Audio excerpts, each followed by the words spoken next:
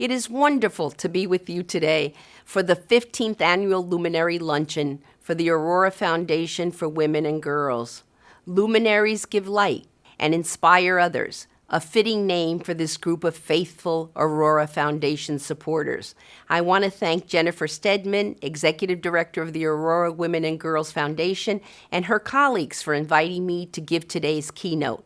I would have enjoyed seeing each of you in person, spending time face-to-face, breaking bread, and learning more about the good work being done in your communities. But being with you virtually today means we can be safe, stay connected, and continue to serve deserving girls and young women. Our work is about creating opportunities and supporting young people in fulfilling their dreams, and your financial support today is an important part of that effort. I look back now on my own career. It's been almost 5 decades, and I feel so blessed by the opportunities that I have been given. I was born a farm girl in the western hills of Puerto Rico before my family moved to the United States when I was 8 years old. I learned to survive the housing projects of Newark, New Jersey, at a time when my family were the only Latinos in our community. Since that time, I have continued to work hard, but I have also been lifted up and given opportunities and support by many people. I am no different from the girls and the young women in Greater Hartford who the Aurora Women and Girls Foundation support. They too are willing to work hard in pursuit of their dreams. They just need access and opportunity. You are giving them those opportunities, lighting the way with your leadership.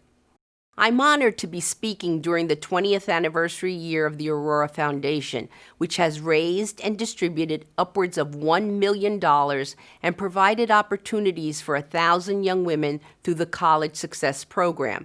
The Foundation's microgrants to college programs, nonprofits, and other groups have made all the difference for countless girls and young women. Through access opportunities, mentors, role models, financial literacy programs, and other assistance, your financial contribution can be a life-changing force in a young person's life. Aurora has been at this work for 20 years, and its work, your work, is not done. We have all seen the data. Last year, women were earning 79 cents for every dollar earned by a man doing the same work. In STEM fields, women earn only 72 cents on the dollar. For minorities, the numbers were worse. African American women in executive positions earned only 63 cents on the dollar compared to men.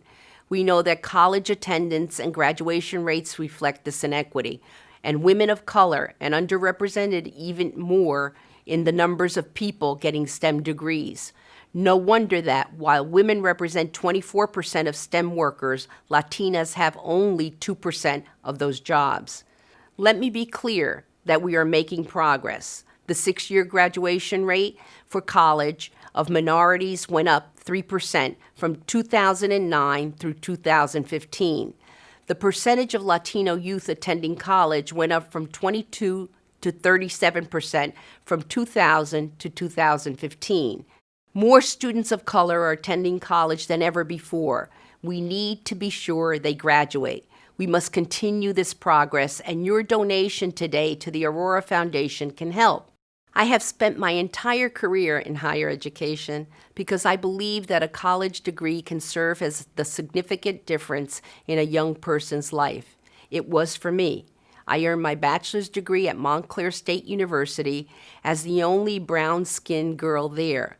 Through the generosity of professors, professional mentors, and other people, I have been able to have a successful career as a faculty member and administrator at institutions in New Jersey, New York, Boston, Maine, and now Connecticut. Throughout that time, I have seen the transformative power of a college degree for thousands of young women, students like those we have heard from today. Let me share several Eastern success stories with you. In 2007, we launched the dual college program for students from Hartford High School. The students we selected weren't planning to go to college. They didn't have the grades, the test scores, or the finances, but they had grit and determination, and they were smart. We brought 15 of them a year to our campus and gave them the financial support and the services they needed to succeed. Among the graduates from the first cohort were Whitney and Orquídea. Today, Whitney has her master's degree in social work, and Orquídea is working as a licensed bilingual clinical psychologist, also having earned her master's degree. What success stories! They just needed an opportunity and support along the way. 4 years ago, Donald Graham, former publisher of the Washington Post, was seeking 2 colleges in the United States to take in DACA students from 16 states that would not let them attend public university in their home state. Eastern was one of those schools selected. Today, we have over 200 DACA students at Eastern, funded by Mr. Graham's foundation. Last year, our entire slate of officers in our Student Government Association were DACA students. 96% of the first cohort graduated this past May. 96% in 4 years. That's higher than those who graduate from Harvard and Yale. One of those graduates is Evelyn Lima of North Carolina. She's a biology major and one of this year's Henry Barnard Scholars, one of only 12 students in the Connecticut State University system given this award. As I speak, Evelyn is conducting research at Stanford University in Palo Alto, California. Another success story, thanks to someone's helping hand, someone like you. Another Barnard Scholar is Haley Knox. She graduated Eastern in 2019. Haley was a math major, as well as a long-distance track star at Eastern. Today, she works as a big data software engineer at Cigna in Bloomfield. Haley was such a strong scholar at Eastern, she won the National Science Foundation grant to study mathematics at Iowa State University as a junior. Horace Mann, the great 19th century educator and philosopher from Massachusetts, called education the great equalizer of the conditions of men. Of course, he meant mankind, but he was speaking at a time before women were given voting rights, before women were allowed to dream of being more than housewives or nurses or school teachers. Today, young women in Hartford can be doctors, software engineers, research scientists with your help. Hardworking, determined young women whose lives are changed because of your support. But your financial assistance and the work of the Aurora Foundation is not just a matter of equity.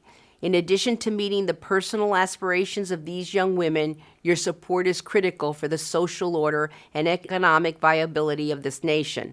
More than half of our population is women, and almost 60% of college students are women.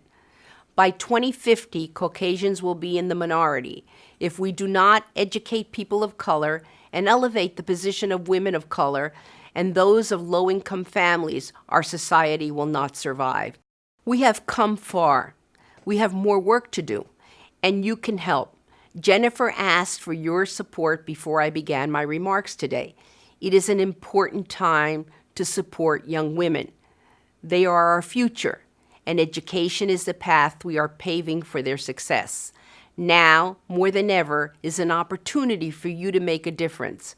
Many of the young women in Hartford who want to go to college are facing the additional burden of having family members out of work due to COVID-19. Perhaps they are unemployed.